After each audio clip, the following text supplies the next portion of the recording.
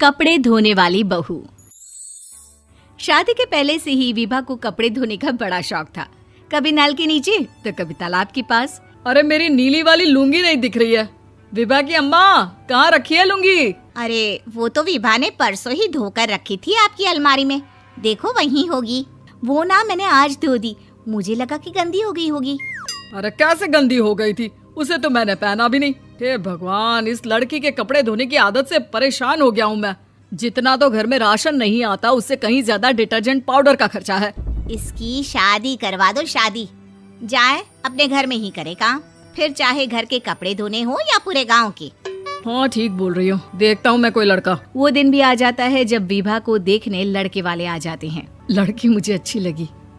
होने वाली सास कहती है, बेटी अगर कुछ पूछना है तो पूछ लो। वैसे तो हमारी लड़की बहुत ही शर्मीली है, जो बोल दो वो मान लेती है, इसे क्या पूछना होगा। अरे कैसी बात कर रही हो माँ, मुझे इन लोगों के घर रहना है, सवाल तो कई है। हाँ हाँ बेटा, पूछ लो ना, क्या पूछना है। आप लोगों के घर कपड़े कौन धोता है? सास का मुंह बन जाता है। देखो, अगर तुम ये कहना चाहती हो कि तुम्हें कपड़े धोने नहीं आते तो सुन लो, कपड़े मैं ही धोती हूँ, लेकिन तुम्हारे आ जाने के बाद मैं रुमाल तक नहीं धोऊंगी। अरे चुप रहना भाग्यवान, बहू बेचारी घर आई नहीं, उसे डराना शुरू कर दिया। वो क्या है ना बिटिया, अभी तक तो ये कल्लू की माँ ही धोती थी, लेकिन अब तुम्हारे पापा तो दहेज में वॉशिंग मशीन देंगे ही। तभी विभा की माँ बोल पड़ती है, सवाल भी पूछा तो क्या। वैसे भाई साहब, मशीन की तो फिर भी कपड़े धोने की कैपेसिटी होती है। मतलब जो बिटिया दे रहे हैं ना विभा, इसे कपड़े धोने का बहुत शौक है। ये आप लोगों के क्या, आस पड़ोस गांव मोहल्ले सबके कपड़े धो दे और उफ तक ना करे। बाहर देखा नहीं आपने कितने कपड़े सूख रहे हैं? सब हमारी बिटिया ने ही तो धोए हैं। बस भी करो ना माँ, शर्म आ रही इतनी तारीफ सुनकर।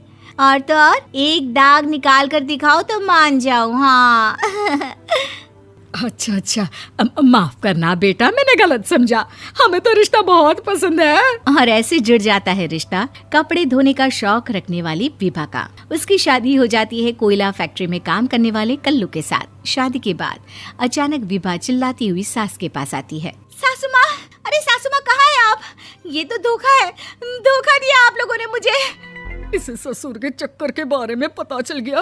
अरे तो उसमें तुझे क्यों धोखा मिला है? अरे नल में पानी नहीं आता, कपड़े कैसे कब धुलेंगे? अच्छा, तू पानी नहीं आ रहा उसकी बात कर रही है। तो आपने क्या सोचा? कुछ नहीं।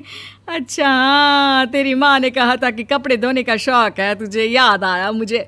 शौक बोलकर कपड़े धोने वाले मेरे जुनून को कम ना आके सासू माँ, कपड़ा धोना मेरा गुरूर है। तभी पति भी वहाँ आ जाता है। अभी मैंने इसे सनी देओल की फिल्म दिखाई है, उसी के डायलॉग मार रही है माँ। अच्छा सुन, साफ बता रही हूँ, पानी सुबह 4 से 6 और शाम को 10 से 12 आता है, समझी? विभा टाइमिंग सुनकर हैरान हो जाती है। ये क्या भूतों का मोहल्ला है? सुबह 4 बजे उठकर कौन कपड़े धोता है? 4 बजे टंकी में पानी जाता है, फिर सारा दिन धोना ना, किसने मना किया?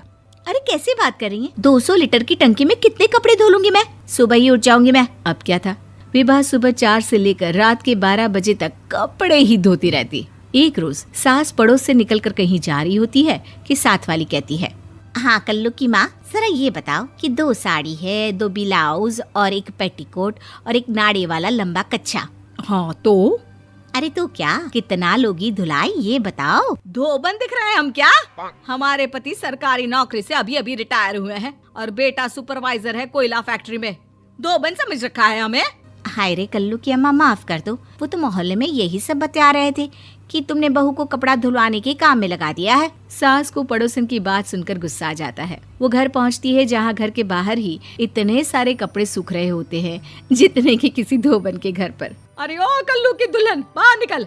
माँ जी यहीं आ जाओ, बाथरूम में चादर धो रहे हैं हम। अरे अभी हम धोते हैं, तुमको बाहर निकलो। ये आस पड़ोस वाले बोल रहे हैं कि हम बहू से कपड़े धुलवा कर उसे कपड़ा धोने वाली बना दिए हैं। अरे छोड़ो ना माँ जी, किन लोगों की बातों में आती हो? आस पास के लोगों का तो काम ही होता है कि वो किसी तरह सास बहू को लड़ा दे। बहू सारे घर के कपड़े धोती है, ये क्या कम है? बोलिए। सास को भी लग जाता है कि वो बहू का ये सनकीपन नहीं छुड़वा सकती, इससे अच्छा है कि खुद ही चुप हो जाए। एक रोज सास और बहू मंदिर जाते हैं, जहाँ सास की साड़ी वहाँ खड़ी भीख मांगने वाली से मिलती है। माँ जी क्या बात है, आपकी साड़ी उस भिखारन से कितनी मिल रही है ना? हाँ हाँ देखो तो, दोनों की साड़ी मिल रही है। क्या बात है कल्लू की अम्मा, तुम खुद को तो अफसर की बीवी बताती हो और ऐसी सिंपल सी प्लेन साड़ी पहनकर घूमती हो। सिंपल और प्लेन नहीं है ये साड़ी। तो क्या सोने के धागे से फूल बने हैं? कुछ भी सासू माँ, कुछ भी। हाँ बने थे इस साड़ी में सोने के धागे से फूल। मेरे पति लेकर आए थे मद्रास से स्पेशली मेरे लिए 10,000 की। ताहे भाई साहब इस भिखारन के लिए भी सेम टू सेम साड़ी लेकर आए होंगे 10,000 की। सास उस वक्त तो कुछ नहीं कहती, लेकिन बहू के साथ घर आती है और अलमारी से एल्बम निकाल कर लाती है। ये साड़ी देख रही है, ये वही साड़ी है जिसे मैंने अभी पहना था। इस साड़ी में ये जो चमकदार फूल दिख रहे हैं ना, ये सोने के धागों से काढ़े गए हैं। लेकिन तू लोकल वॉशिंग मशीन ब्रश से घिस घिस कर सारे फूलों को निकाल कर साड़ी प्लेन कर दी।